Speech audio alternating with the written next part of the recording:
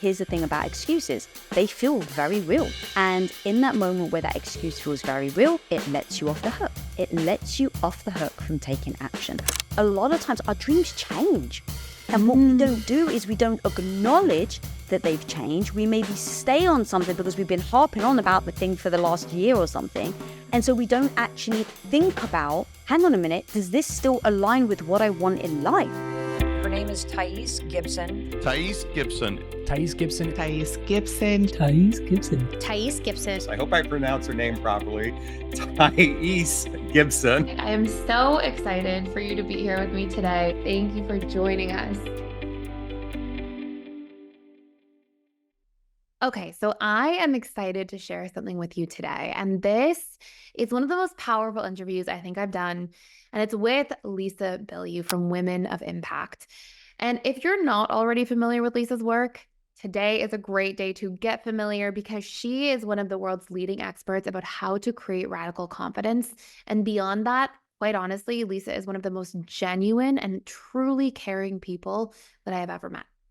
Now, if you're not already familiar, Lisa has one of the top podcasts worldwide on how to create impact, how to skyrocket your self-esteem, and find your voice as an empowered woman.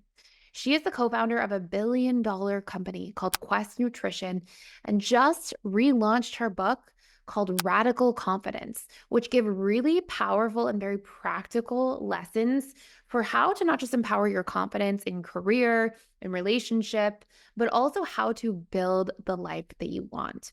And throughout this interview today, what you are going to hear are some of the most practical and tangible tools if you are struggling with confidence in any area. In fact, you may actually find that there's key reasons why this is happening. And you may even find that those moments where you're struggling or feeling insecure, that underneath those things are some powerful golden nuggets and lessons that can shape and change your future and your destiny forever. So I hope you enjoy this podcast. I can't wait to share this with you. And I will leave the link to Lisa's information down below.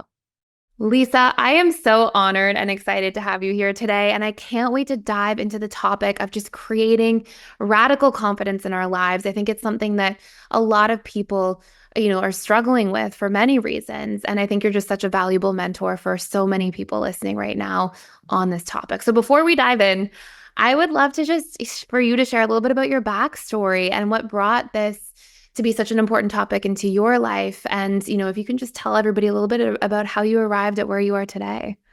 Yeah, absolutely. Well, first of all, thank you so much for having me on. This is such an honor, and I freaking adore you and think your work is really changing lives, and that's so important. So thank you for having me on. The reason why I got into confidence is I grew up, like a lot of us women, just believing that my future, I had to serve my partner, I have to have kids, and my whole self-esteem is going to be built around being a great partner. And up until then, I'm going to get an education, and I'm going to, basically the checklist of what parents think is going to make for a happy child. And I was Greek Orthodox, so I definitely believed that my future was going to be getting married.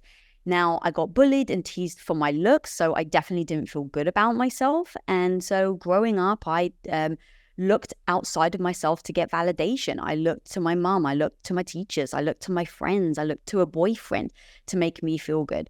So flash forward, I don't know how much of the details you want, so I'll just give you like the kind of the cliff notes, if you will.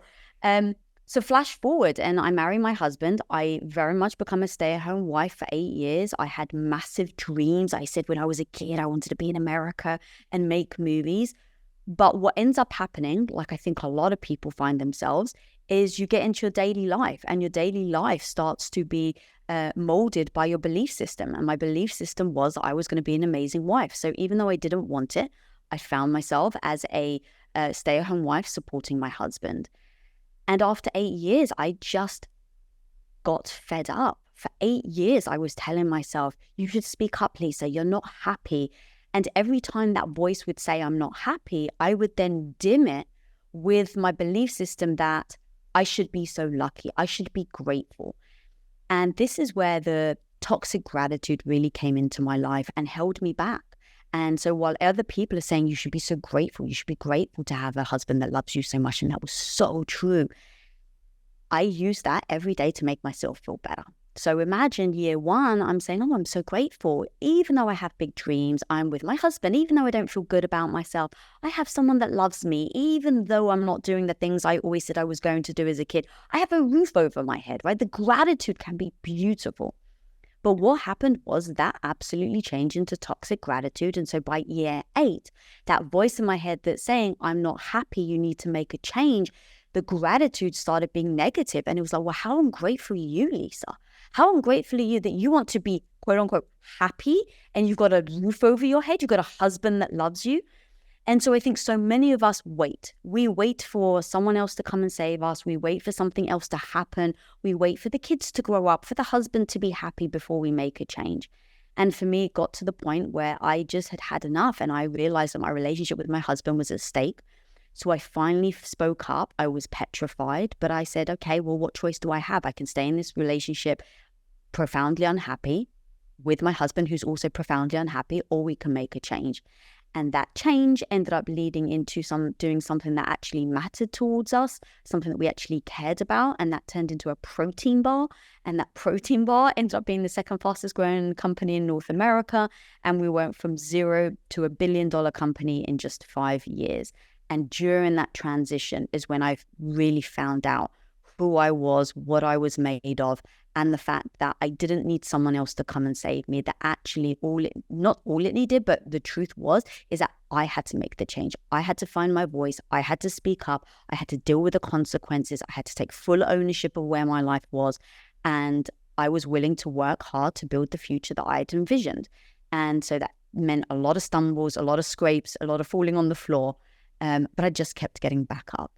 I love that. What a powerful story. I didn't realize Quest grew that quickly in 5 years. That's incredible. That's absolutely wild. Oh my goodness. So, you talk a lot about this in your book, and you go through and you talk about some tools and some really crucial components of how we can actually create our own confidence. And you start by talking about how our dreams don't die by accident. It's often, a choice, whether we're consciously aware of this choice or not. And then you went to talk on about how you dismissed your own happiness.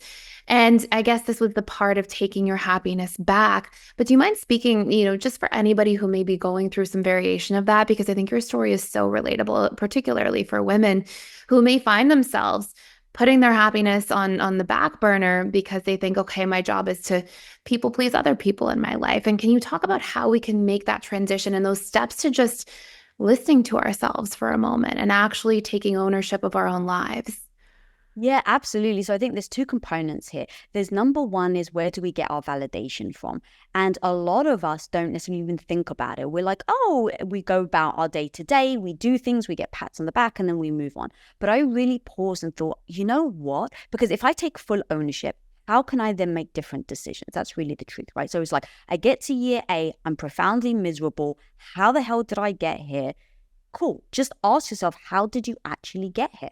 So I was saying yes to things. I never spoke up. And what I realized is I was feeling really good about myself from the validation that I was getting from being a great wife. Yeah. And this is what we don't want to acknowledge. It was easy for me to say I ended up here because of my belief system. I ended up here because I had a Greek dad that told me I would end up being a Greek wife. Like, I can say all that. And while that is true, why didn't I make a change? Why, when I was profoundly unhappy, did I not speak up? And the truth was, I realized that if I was to speak up, if I was to change the things that I was doing, and I was bad at it, where was I going to get my validation from? Wow.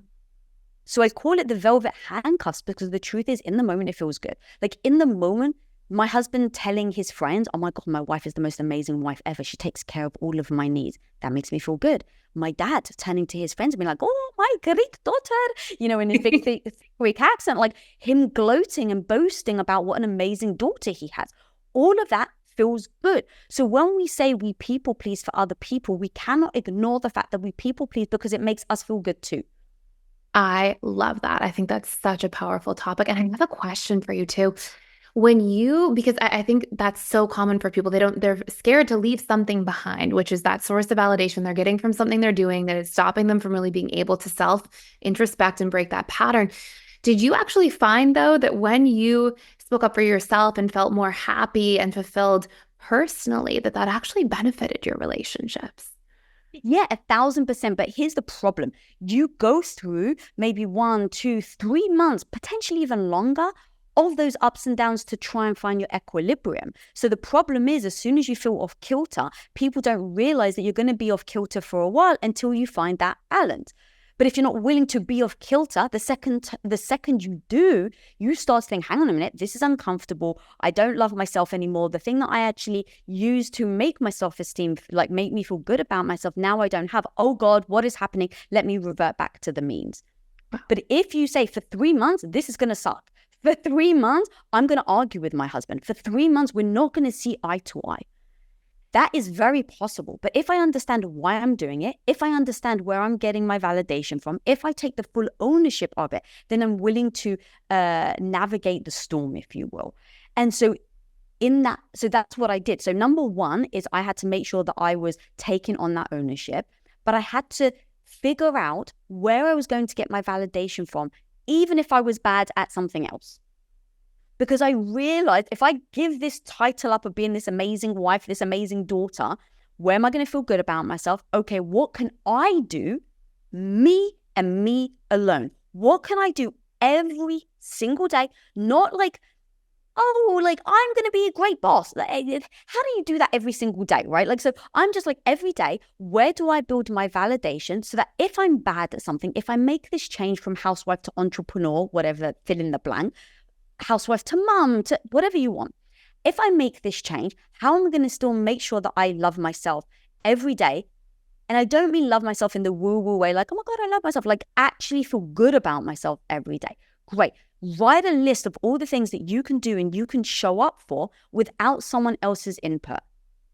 I love that. And that's the ability to actually see, hey, I'm deriving my sense of self and identity and confidence from my capacity to do these things. And that can be something that you can revert back to if you're feeling off kilter until you feel like you fully individuated into moving truly into your new identity and towards your dreams. Is that what you're saying? Exactly. So I used to be the type of person that would run on a treadmill, count calories and try and eat as little as humanly possible because I thought my looks meant everything. And that's where I was going to get my validation from. Okay, well, that's very harmful. That doesn't move me towards my goal of feeling better about myself. That actually moves me away from my goal. Okay, so what's going to move me towards my goal? And the truth was, okay, if I go to the gym every day and I never count another calorie, and I just lift weights. And I would start to set myself these challenges. So it's like, Lisa, you want, what's an amazing goal that you feel like you can show up for every single day and no one can take away from you? It was push-ups. And I was like, all right, I want to do 50 push-ups. I can barely do 2. But it's a piece of validation that I care about. I'm not saying everyone should care about weightlifting or anything like that, but find the thing that you feel is right for you. So I love the gym. I love the empowerment it made me feel. I started to love lifting weights. It starts making me feel like a badass. And so I just set myself the goal. All right, Lisa, you're the type of person that's willing to get up early and go to the gym every day. And I'm going to try and do 50 push-ups. I'm going to get there. So now imagine on a random Wednesday, when I feel terrible about myself, I'm exhausted, but I still go to the gym and I still try to do those push-ups. Even if I only make 3, I'm not at 50 yet, but even if I make 3, when I leave there, you know what I'm telling myself? I'm proud that you showed up. I'm proud that you're the type of person that said I was tired when everyone else would use that excuse and not go, Lisa, you went. You made a promise to yourself and you kept it. Now, I know that sounds silly, but it has to start somewhere. And I can't set a big, audacious goal without having these tiny little wins.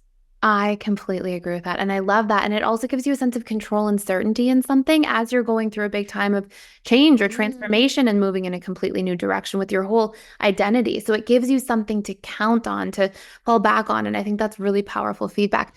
I just wanted to pop in here and let you know we are doing a 7-day free trial to the All Access Membership Pass at PDS, which means you get access to literally everything inside of the school. And this includes the 4 live webinars I do with our students every single week.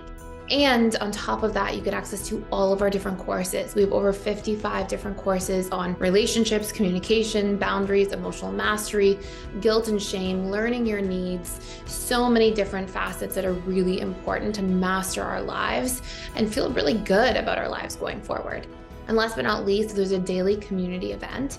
We have trained facilitators and coaches who are in there doing that work, showing up to support you on your journey every single day. Please join me on the other side. Come check it out. See if it's a fit for you. I'd love to see you there. Go ahead and sign up by clicking the link in the description box below. You mentioned in your past as well that you would wait for things to change on their own was something that you said. And I thought this was so interesting because it's so relatable to people. And how do you think that this affects people nowadays? And why do you think it's important to highlight this to individuals who may find themselves unhappy or unfulfilled? And, how can they start taking action in a different direction beyond this and maybe towards this concept or idea that you have to define your goal, which I know is something else that you often talk about? Yeah, thank you. So here's the thing. I just look back. Like I went to film school, I think in movies. And so if I was to rewind the film of my last 8 years of my life, one of the things in rewatching the movie will I start to notice that contributed to me not speaking up for 8 years. Why didn't I? It's not like I'm timid. Like I've never been a timid person. I've always been very outspoken, even though I didn't have my confidence. So honestly, when people were asking me, I was racking my own brain because sometimes, unless you're, a psychologist, you're not necessarily thinking about why you do things. You just do it. And so I was like, why on earth for 8 years when I felt like I had an audacious dream to say, I want to go to America, I want to make movies, and I make it in America and I become the thing that I didn't want to be. Now, again, I want to make sure actually I say there's nothing wrong with being a housewife. Zero. I just didn't want it. Yeah. So let's focus on that. How do we end up in a position doing something that we actually don't want? I had to rewind the movie and I sat there and I just started writing. Where were the tiny little flags? Because here's the thing, if it was massive, I think I probably would have pushed back. If you'd come to me and be like, all right, I need you to sign this contract and I need you to say that you're going to be a housewife for 8 years and you're going to be miserable, but you can't speak up. I'd be like, no, let's shred that contract. I'm never buying into that. But I still did it. So how? The analogy that really hits me is the water that drips on the rock. If you've ever seen water, it just drips over time. Now, 1 or 2 drops make zero difference to a rock. A rock is freaking strong. But you do that for 20, 30, 40 years, the rock actually changes its shape. That's what I think it's like being a human, is that you have a drip. You don't think it's changing you. You don't even realize. But those drips contribute to you changing the shape of who you are. So I went back and I said, well, what were those drips? And what I realized was one of the biggest thing that I did is I kept saying when. I'm going to do this when my husband's happy, when we have the money, when I have the time, when I have children, and everything kept being the when. And what it's doing is it's just pressing pause. Yeah. And justifying all the reasons why. And so that power that you're talking about, like the water on the rock, the power of incrementalism that you see wearing away at people. It's funny, you see this everywhere. You see this in, freedoms being taken away in the world in certain cases. You see this in abusive relationships, unfortunately. But that incrementalism, it sounds like it was something you were actually accidentally using against yourself. Oh my God, I love that. I've never considered it like the toxic relationship, but I think you're 1,000% right. That really hit me. You're so right. It's like we've spoken so much, or I've done so much research on how people get in these manipulative relationships. And actually, I'm doing more investigations in like serial killers and how do people, like real victims, get that trapped. And it actually all comes down to the same thing. It's that we're pulling the wool over our eyes and we're being manipulated. Now, are we being manipulated by someone else, or are we actually being manipulated by ourselves? That actually didn't even dawn on me until you just said that. But I think you're right. We're manipulating ourselves in a way that makes us feel good in the now. So it's like, just when you have an intention of doing this, it's just your start when this happens. And the thing that I now realized was, I want to actually propose this to your audience. What if that when never came? Yeah. Now what? Absolutely. And what are the costs of not being able to take action towards that? And I find too, for a lot of people, the longer or you go on saying when, the further away you tend to drift from that goal or that vision or that dream as well. And it requires to take even more massive action a lot of that time. Yeah. And the thing I think a lot of us don't want to do, but I'm such a person of what's my goal and how do I actually get there? And what I realize is a lot of us do use excuses. Now, here's the thing about excuses. They feel very real. They don't feel like excuses. They feel very real. And in that moment where that excuse feels very real, it lets you off the hook. And that's what it does. It lets you off the hook from taking action. So what I do is I play a game. I do this all the time now. And it's called No BS. What would it take? So tell me a goal of yours, actually. Do you have like a goal in mind or something that your audience, and you hear a lot from your audience? I would say a goal is like for us to make our personal development school a household name. So to really get this sort of like this ability for people to recondition their own subconscious mind to be like completely mainstream. Okay, amazing. I love that. So now I would really refine it into a very specific goal that, and if you want me, I know you mentioned earlier that you want to go into goal setting. So is it cool if I just go into it here? Oh yeah, absolutely. Okay, amazing. So a goal needs the what, the how much, and by when. It's just a formula. So I want this goal. Cool. What is the goal? You just stated it. All right, how much? How many people do you actually want? You said to become a household name. How many households? I would say at least 10 million across North America. All right, amazing. 10 million across North America. By when? I would say within the next 5 years. Okay, perfect. So we've got 10 million, 5 years. So that means that you have to be growing at 2 million a year. Yep. Which means, assuming that you start at zero, let's just pretend. So, okay, so you have to grow 2 million a year, which I'm not very fast at math, but how much is that per month? 2 million divided by 12. You're asking the wrong person to do mental math.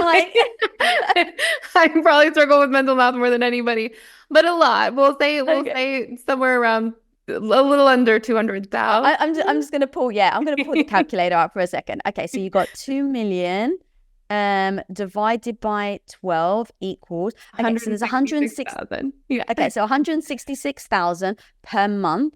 Divide that per day, divide by, let's say, 30 just to make it easy. So you've got to grow at 5,500 people per day on average. Yeah. Right? No bullshit. What is it actually going to take for you to grow 5,500 per day? Now, this is where you just lay out what it actually strategies, the steps, the brainstorming part of everything. But you have to then go beyond that and go, what does it look like as a lifestyle? Because now imagine you say, okay, no bullshit, what would it actually take for me to grow at 5,500 per day? I have to put in at least 12 hours of work because I have to send at least 30 emails. I've just made that up, right? Yeah. All right, 12 hours of work. What does that mean? You can't go on dates. It means you can't go on vacation. You just said in 5 years, you got to grow that much. You don't have the bandwidth to go on a 2-week vacation. You don't have maybe the money because now you're hiring a team because you're like, Lisa, I can't send that many emails in a day. Okay, cool. So I have to spend at least $400 to hire someone else. Okay, great. Where are you going to get that $400 from? Okay, now maybe you have to downsize because you need that $400 to hire someone. You have to downsize your house. Maybe you have to get a roommate. Maybe you have to decide not to have children. That is how you actually play. No bullshit. What would it take to get to my goal?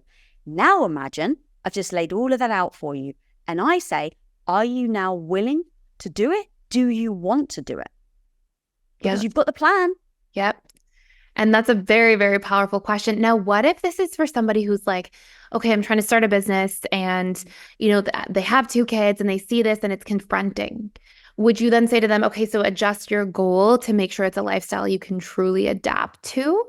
If they were like, oh my gosh, no time with my kids or things like that, like how would you recommend they go about that if they realize, oh my goodness, the goal is confronting? I love this question. Okay, so I've just laid out what you need to do. You've got 2 kids and you say, that's impossible. It isn't impossible. It's just a choice you don't want to make. Own it. Why do we push away? I think that's actually so empowering to be like, I've stared at what goal I want. I've stared nakedly at what it's going to take. And actually, that life doesn't interest me. That is the most freeing thing ever. You know why? Because now you don't have to, let's say, feel badly about yourself that you never hit your 10 million households. Yeah. You just say, every time that voice or someone else says, oh my God, did you hit 10 million? You can say, I decided not to go for the goal because it wasn't going to lead me to the life I want. That's amazing. Yeah. Or But don't adjust it or something so that it actually is in resonance with what you feel is your real truth. Exactly. So now going to your question, in that situation, which has happened to me, I want to blow my business up. I want to grow. I'm like, yeah, let's go. And then I say, okay, but this is going to be more important than my relationship with my husband because I just said I don't have date nights. I'm working 12, 14 hours a day, blah, blah, blah.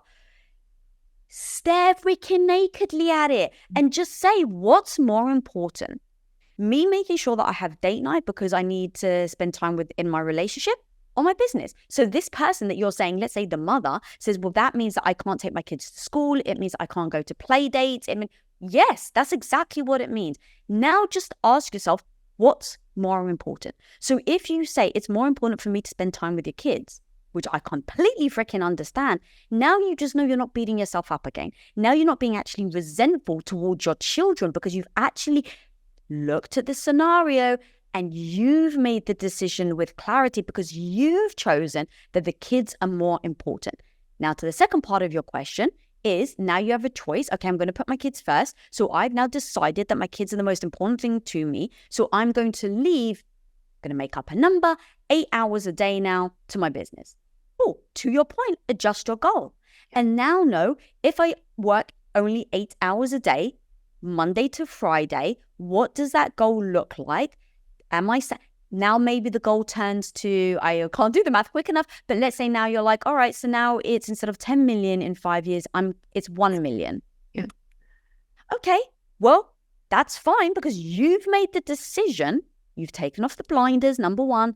You've eliminated the excuses. You've played the game. You've seen the reality. And now you've made a choice that feels right for you. That's such a fantastic analogy. And what I love about that too is it gets people to really consider themselves. Like it's not, sometimes we have these goals that I think sometimes come from other people, right? A goal that you have, passed down from your own parents who are like, you should do this in the world. You should be a doctor or a lawyer or whatever it might be. And, it helps us really get clear on like, who are we? What do we really want? What are our priorities? And how can we really adjust our lifestyle to serve our truth, which I think is just so powerful and meaningful. So I love that. That was fantastic.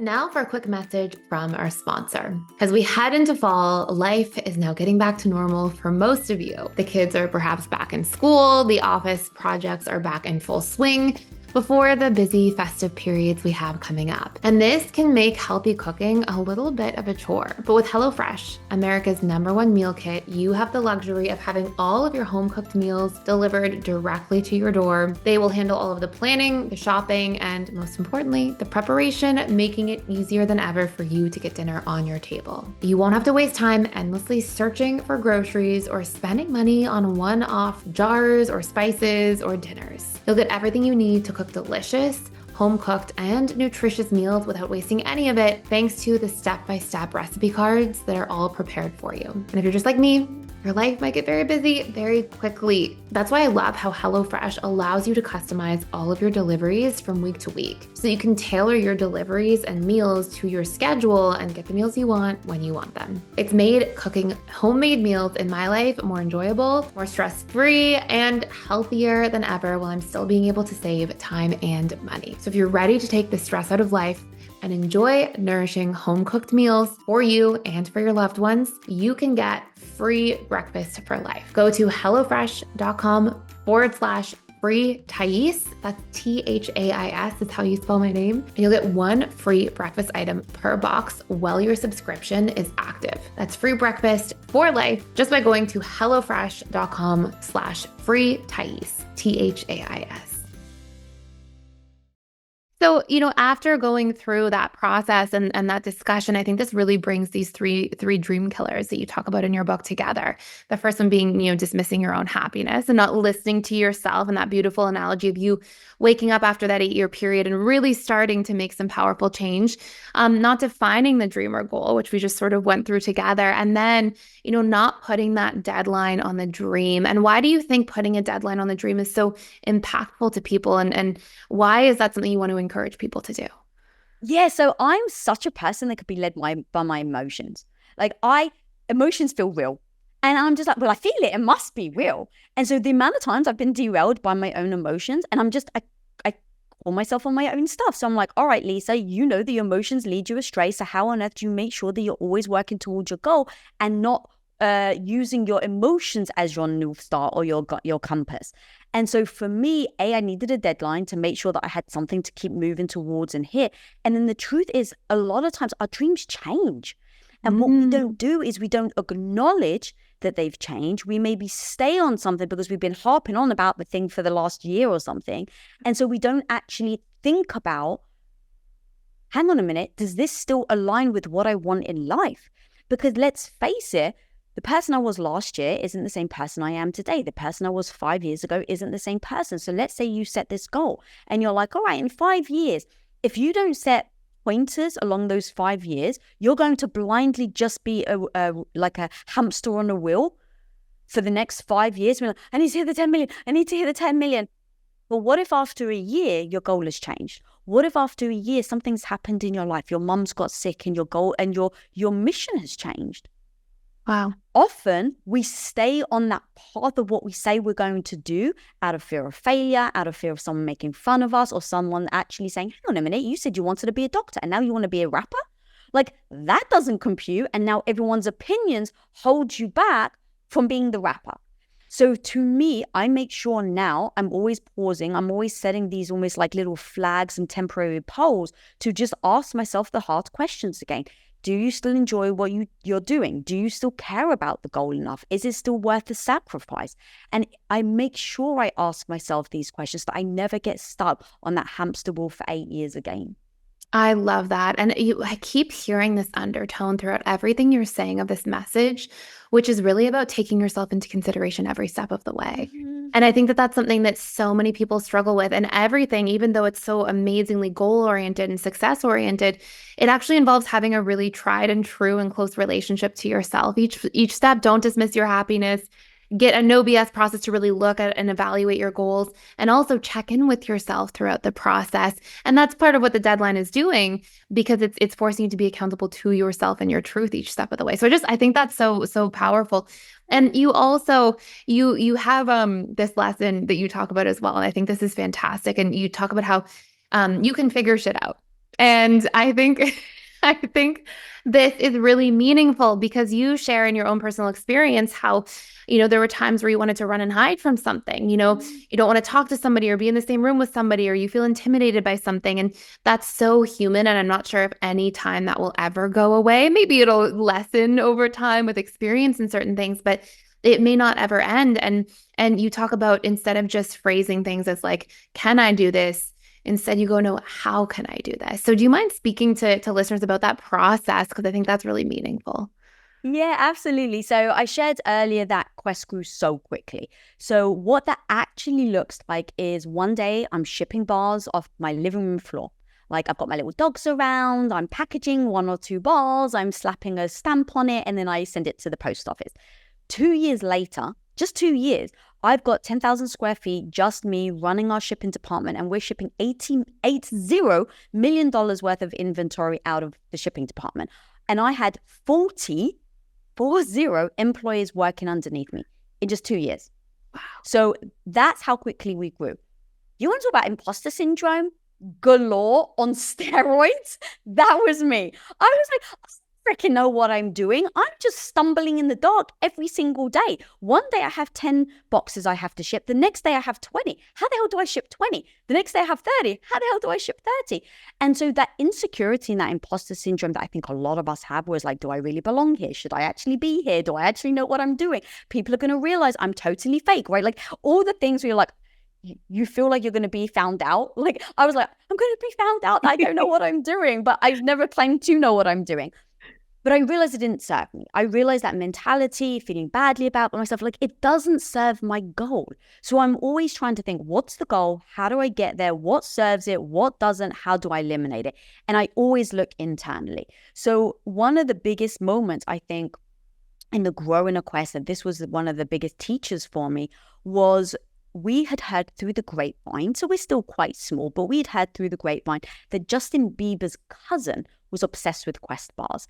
And so he hit up our marketing manager and said, hey, if you give me free Quest bars, I'm about to see Justin Bieber. And maybe if you give me free product, I can get a photo of him with the bar. And you can imagine this is before almost influencer. Yeah. Like I was like, oh my God. So I'm running the shipping department. Remember, I have no idea what I'm doing. I'm 2 years in, I'm stumbling, I'm figuring shit out as I go along. And this marketing manager runs in. He's like, Lisa, we got an opportunity to get bars to Bieber. And I'm like, let's go. And he's like, 2 caveats. And I'm like, okay, what? Number 1, it's in Dubai. Number 2, it has to be there within 24 hours. I think it was 48 hours. Wow. And I was like, well, hang on a minute. The Arab Emirates are hardcore when it comes to importation. Yeah. So immediately I'm like, that's impossible. And so he's like, all right, well, I've got the opportunity. Now it's over to you. So imagine everyone else has done their part. Manufacturing has done their part. They've made the bar. My marketing team has done their part. They've got the potential opportunity with the photo. So now everyone's just looking at me. So I'm sitting there thinking, okay, well, how the hell do I do it? Let me just ask the people that know the real thing. Like, I don't know anything, the imposter syndrome. I'm going to call up my UPS guy. So I call up the UPS guy, and the very first words out of his mouth is, that's impossible. You can never get food to Dubai, especially in that time frame. Like, it's just impossible. Now, in that moment, you can imagine, imposter comes in. Well, I'm like, no, but I have to, right? Like that idea of I have to. There must be a way. Yeah. But that imposter is, but hang on, Lisa, who do you think you are? Telling someone who's done the job way longer than you that there must be a way. Do I have the audacity to think that I know more about shipping than my UPS guy? Right? That's the initial thought. So then I start to process, hang on a minute, but he doesn't care if Bieber gets the bars or not. It doesn't make a difference to his life. In fact, I'm making his life more difficult because this isn't easy for him. So I'm like, you know what, Lisa, just ask for the manager. The manager will help. So I ask for the manager comes on. And again, of course, he says the same thing. Sorry, it's impossible. So I keep processing. Okay, he's going to say it's impossible. He doesn't want to have to go through the arse ache. He's not getting paid any more to do this job. But that could change the game for me. Yeah. So in that moment of imposter syndrome, not knowing what I was doing, I said, I'll handle it. I hung up and I just went on Google and I was like, how do I get food to the EU, the Arab Emirates? How do I get food expedited? And so I just did my research. I paid a ton more for importation fees just in case it got caught. I filled out more forms than I ever needed to. I asked for the phone number of the UPS place in Dubai. I asked for the manager in Dubai so that I could call them and tell them, hey, this package is coming in. It's legit. Tell me what papers I need. Like, I just went over and above because I was like, if I don't succeed, at least I know I did everything I possibly could. And I didn't just stop at someone else's opinion. Now, what ends up happening? I get the freaking bars to Dubai within the time frame. Unfortunately, I didn't get a bloody photo with no, beads. Come on. Yeah, it would have been the best freaking ending to this story. Like, it would have been the best ending. But I didn't. But you know what? It taught me a lesson. It taught me that no one's willing to fight for your dreams more than you. And so if you're not willing to fight, why should anyone else? The second thing is, just because someone has more experience doesn't mean that you don't know anything, and doesn't mean that you may not know more than they are willing to do. 100%. I couldn't agree more with that. And I think there's so many times in business that you have to be like, there's going to be a way. And maybe it doesn't look like there's a way now, or maybe there hasn't been a way before, but like, you're just going to find outside of the box solutions and strategies and just stop at nothing. And I think that's such a powerful part of obviously why you've been so successful. So I love that story. I can't believe that they didn't take a picture with the bar in the end. I know. I'm like, if I ever bump into Bieber, I'm definitely, even though we've sold the company, I'm like, just for the younger Lisa, I just need to do it for her. Just to tell that story 100%. So I have some really exciting news, and it's that integrated attachment theory training is back. In other words, you can be trained to become a relationship coach certified in integrated attachment theory in literally 60 days. So who is this for? Well, of course, this is for any individual who wants to make an impact and really be of service to others while also obtaining freedom and flexibility and abundance in their lives. And this is also for anybody who's already a counselor, a therapist, a coach, and just really wants to expand their toolkit. We've had so many people enter into the integrated attachment theory program because they're just looking to obtain a certain degree of mastery in terms of understanding their own attachment patterns and also the attachment patterns of maybe their children or partner or other loved ones in their lives, so they can really support those people and understand them more deeply. Now, please keep in mind that the last 2 times we ran this program, we filled up very fast. In fact, we oversold the programs and sold out completely. So if you're interested, click the link below to learn more and dive in with me. And I'd love to see you on the other side before seats run out. Now, you talk about something else, and I think this sort of goes hand in hand with this. You talk about the importance of, witnessing our thoughts and being mindful about the thoughts that are coming up for us, whether those be imposter syndrome oriented thoughts, and really putting those thoughts on trial. And can you speak to people who are trying to create more confidence in their lives or trying to build a business or whatever it might be, and how that could be a useful strategy and what that actually looks like? Yeah, it used to drive me nuts when people were just like, oh, well, why do you speak mean to yourself? Like, just stop it. And I'm like, trust me, if it was that easy, yes, I would have stopped it. And so I was really battling that because, again, I'm going to keep repeating, I'm just goal-oriented. And I realized that, wow, Lisa, you talk really negatively to yourself. Wow, you're really mean to yourself. Okay, does that help you or does it hold you back? I was like, no, it actually holds me back. Okay, so what am I going to do differently? I've tried to shut it down, doesn't work. All right, well, how can I think about it differently? And then I realized me and my husband, we've been together for a long time, and he says hard things to me. He says things that I don't want to hear, but it's truth. Mm-hmm. And why does he say it? Because he actually wants to help me. If I say that I've got a goal and he sees that I'm not acting in accordance to what's going to help me towards my goal, he comes and tells me. So I was like, all right, what if my negative voice was my BFF? And instead of me treating her like she's an imposter and I got to shut her out and shut her down, what if I actually listened to her? What would that look like? And so for anyone that's struggling right now with exactly the example that you gave, I would say pause. Take inventory of what your mindset is actually saying. Now, imagine that actually was your friend saying it. So a perfect example was me getting in front of the camera. People may think that I'm naturally confident in front of the camera, but I've got many stories where I was even petrified doing an interview with no video on. Like literally, it was a voice interview and I was petrified. Like my teeth were chattering. I was that scared. So I say that I want to help women.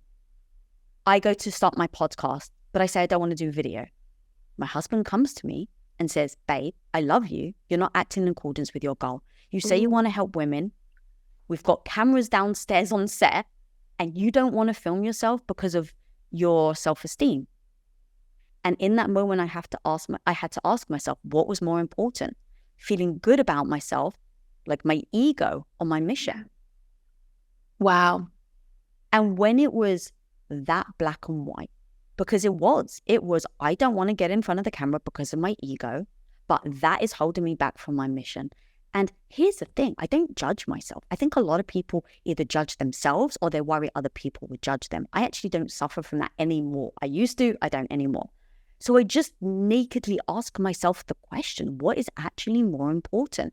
And when I realize, oh my God, helping women is way more important than me feeling silly in front of the freaking camera, I go, okay, I need to get in front of the camera. But that's just step one. Now you've got the negative voices playing on repeat. They're saying, you're no good. What are you doing? Don't get in front of the camera. But imagine now it's my best friend.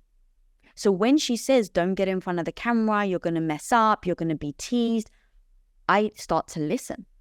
And so I listen to, okay, what is she worried about? She's worried about being bullied because I used to be bullied as a kid for my looks.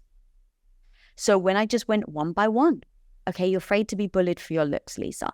Okay, is that important enough to not help other women. Nope. Cool. Okay. I can still get in front of the camera. You're going to mess up. You've never been in front of the camera before.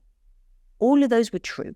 So instead of me fighting back as like, that's an ego thing, like, I'm not going to be any good, just say, okay, she's right. I've never been in front of the camera before. So why would I think that I would be amazing? It's like anything. Would I pick up the violin and you expect me to be amazing the second I picked up a violin? No. So why do I think it's going to be any different with a different skill set, like stepping in front of the camera? So I have to give myself the grace, just like a violin, that I have to learn how to read music. I then have to learn the chords. I then have to buy an instrument. I then have to practice. And so I gave myself, so that negative voice that's saying you're going to be really bad, gave me the hindsight to be like, oh God, yeah, you are going to be bad. That gave me then the hindsight to be like, okay, so you need to practice. How am I going to practice? That led me to actually writing a cheat sheet of how I was going to start the interview and how I was going to end the interview. So my sign off, if you look at any of my interviews, I sign off by saying, be the hero of your own life. Peace out. I wrote that shit down, girl. I wrote that down. I put it on the whiteboard. I put it underneath my camera so that every single time I was about to finish a podcast, instead of getting the anxiety that, oh my God, I'm bad, I have no idea what I'm doing, I set myself up for success. So I would look at my guest, I would turn around to my A camera, and right underneath it on a whiteboard was my tagline. Now that eliminated the anxiety about being bad at ending an interview. That all came from me listening to the negative voice telling me I was going to be terrible. Wow. So you can see how I took, which I say either I took the bitch and she became my BFF, or I took my critic and she became my coach. Either way, it taught me that actually I'm way more powerful for listening to her than trying to shut her down or shut her out, which is what everyone else was telling me to do. Wow. I love that. I love that there's really some tangible tools in there too. The part where you can kind of question the voice, like, okay, am I really going to be bullied? Can I really know that? And sort of question that and see, like, maybe that's not fully true. Maybe that's a fear from the past and that's not my reality now. But then being able to see, well, what are the parts that are true? And how can, that voice is just in those cases trying to protect me, trying to keep me away from those things that I fear that I might get hurt around. And so let me prepare myself for those things. Let me actually use that voice to leverage an understanding of what I can do differently so that I don't have to feel like that. So it became your teacher, your coach. I love that. I think that's great work. And it's funny because I have a background in a lot of like CBT related techniques. And we often are like, okay, question your stories, question your challenges. Can you really know that you're going to be bullied? And that's useful. And that's extremely important. And it helps people a lot. But I love that you went a step further to say, well, what are the parts that are true? Because we do have true thoughts sometimes. It's, those thoughts can be fears that are founded. And so what can we do about those things strategically? So I love that. Yes, and can I actually add one more note to that? Because the thing about being bullied, because here's the truth, I think also holds a lot of people back, whether it's bullied or someone talking negatively about you, whichever way you want to phrase it. Yes, it is possible. And yes, it has happened. Now, here's the thing, as you were saying it, right? The why, the peeling back. When I started to assess, okay, yes, Lisa, you are opening yourself up to being bullying. Why do I care? Okay, it really upset me when I was a kid. Why? It made me feel badly. Why? Because I didn't have any validation, and now that was just extra proof. Okay, now I understand that. Is that still true today? So I may get bullied today. I may get bullied from my looks. I used to, like, people would say I have a big nose. My nose hasn't changed. So my nose is probably still considered big. So it's not that people aren't going to have a different perspective. It's just I now validate myself on something way different. So when before I would validate myself on, I have to look as skinny as possible so I can be validated because I'm attractive. Now I just say to myself, actually, yes, I have a big nose. And yes, that may mean that maybe I'm not attractive, but it doesn't actually matter because I feel so damn good about myself because I am a great wife, even though I'm a great business partner. I'm a great leader. I care about women. I'm a big support system. I'm a great mummy to my dogs.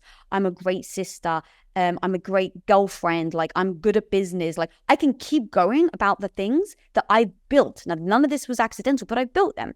So now you can imagine, while I process, am I going to be teased in front of the camera? I can fool myself to saying no just to get in front of the camera. But when it actually happens, how do I handle it? But because I did all the internal work about what that used to mean to me and what it means to me today, it no longer is the crutch. It's no longer the thing that I'm scared of. It's the like, yeah, sure, make fun of my looks. I don't care. Every day I help women, and that makes me feel good about myself. I love that. I think you are beautiful inside and out, just for the Aw, record. thank you. Thank you, But I think we all have times. I had a time where I was drawing my eyebrows on a little funny, and people put that on the internet. They were like, eyebrow blindness. I thought that was so funny. I had a good laugh about that. I was like, that's true. I have eyebrow blindness. But you'll see like all these things, like we're always going to get some kind of feedback on the internet about any little thing. It's going to happen to everybody. So what you did is you learned to really individuate and derive your sense of self from the inside out about so many things. And I think that you raised such an important point, which is that women, when on autopilot, when just going through, the motions, often are taught to try to derive their sense of self most exclusively through how they look. And that's crazy, because then you have a bad hair day, or you have, whatever could be going on at any point in life. And if that has the ability to make you feel like, oh my gosh, so insecure, rather than what you're really encouraging people to do, which is don't make your identity just about your looks, make your identity about who you are deep down, inside out, your mission, all the ways that you show up, and derive your validation from those things. And that's way more meaningful anyways. Yes, because look, if nature takes its course, we are all going to get older. And so if we think that our value is derived around beauty, then there's going to be a rude awakening for every single person listening, because it's coming for you. And let's face it, you got a choice. You either get older or you die. And so I would like to get older. So if I want to get older, if I really want to be around for a long time, because I'm so invested in my mission, I have made a public statement that I really do want to live till I'm over 100.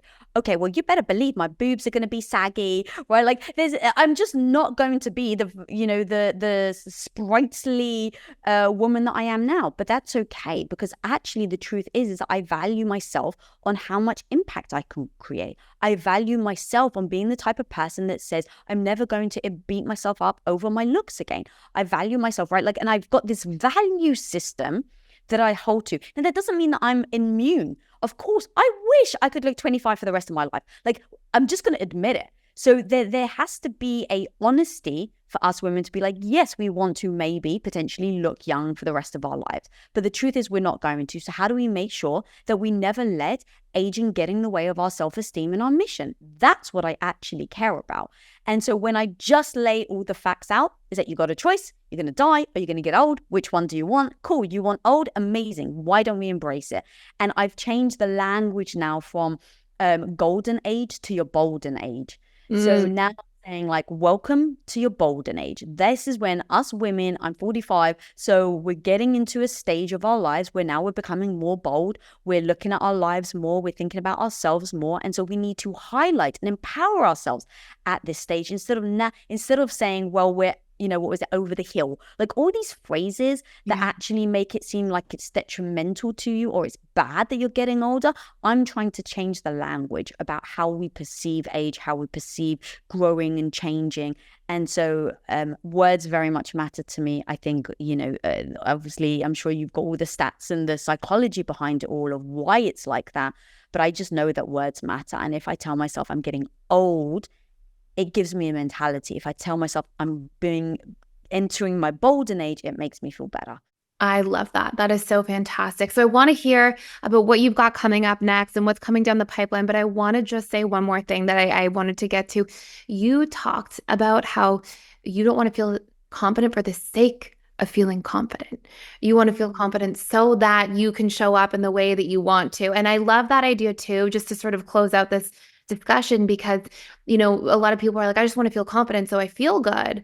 But a lot of your approach has been, no, you want to feel confident so that you can show up for all of these things in your life, for your mission, and so that you can feel confident to be the person you want to be in the world. And if we're not attaching to those types of more meaningful outcomes, it can be quite limiting to have that idea. So I don't know if there's anything you want to add to that just as we wrap before we talk about where people can find out more about you.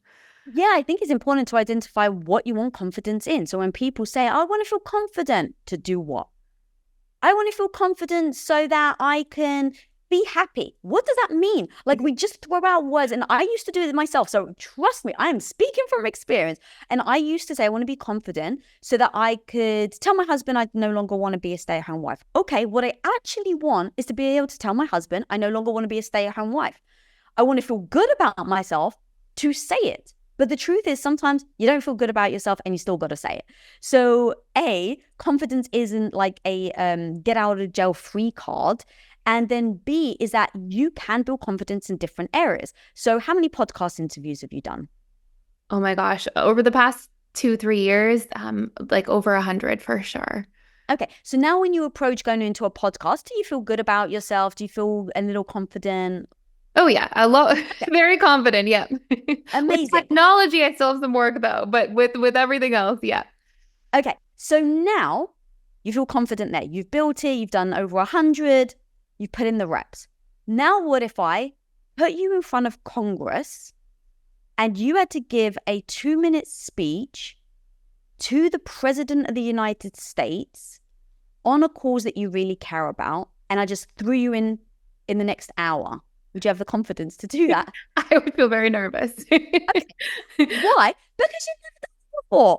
So understanding confidence is like a muscle. If I go to the gym, because I'm such a, like, I just think in analogies. So if I go to the gym and I freaking worked my bicep and I know exactly how to curl, I know how to move my hand, I know the way that I have to move my elbow in order to really flex that muscle, my bicep.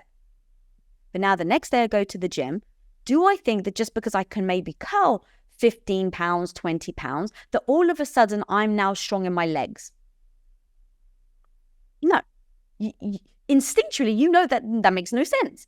Lisa, you just said that you've worked your bicep. Why on earth would you be strong in your legs? Exactly. That's like confidence. So identify what you actually want to be confident to do. That's going to be key. I want to be confident so that I can have my own podcast. Amazing. So what you actually want to do is have your own podcast. So now what if you thought about it, that confidence was the byproduct of you taking action? I love that. Exactly. And then you have the practice and the ability to get confident at something because you have the experience. You've prepared yourself for what it takes to achieve that outcome. And I love the way that you phrase that. It's absolutely fantastic. Thank you. And this is all because I didn't know this stuff. So everything that I talk about is because I spent 8 years of my life thinking that I had to live one way, that I didn't have the control, that I didn't have the ability, that I didn't have the confidence, and look at how I was able to change my life. I don't think I'm special in any way, shape, or form. I just think that I looked at things in a different way, and I demanded of myself that I then change and create actionable steps towards the goals. That is it. And I just live my life every day holding myself accountable to those goals that I set for myself. I love those. And they're in alignment with your truth and you're checked in all the time. And it's such a great example for so many people listening. So thank you for this masterclass in confidence. There's so many juicy facts and insights in here. What are you up to next? And where can people find your book and anything else that you're doing? Thank you. So I'm really pouring my heart and soul into helping women. That is definitely my jam. And so my show, Women of Impact, is like the heartbeat for me. It's where I wake up every day and really just enjoying it. And so that's on podcast, YouTube, and then my book. If you really want to know the no BS lessons of how to build everything I've just said, it's going to take time. And it is a rinse and repeat. It is not a once and done, one and done. I mean, Quest started in 2010. So I've been on this journey for the last 14 years, but I'm 44. So I've spent 30 years of my life not feeling secure. So this book really does help you really with any goal that you want to set and then building the confidence to get to that goal. So yeah, you can go check out Radical Confidence anywhere books are sold. And thank you so much for having me on. This was so fun. Thank you so much. And Women of Impact is one of the best podcasts around. So please, everybody go check that out as well. And thank you so much for being here. It's been a joy to have this conversation. Ditto, girl. If you enjoyed this episode, please take a moment to subscribe, rate, and review us on your favorite podcast platform. Share it with friends and family who are on their journey of personal development and growth. And thank you for listening. Next week, we'll be back with more insights to guide you on your journey. And until then, Keep practicing our tools and strategies to change your subconscious mind and apply some of the powerful learnings from this podcast so that you experience real life transformation.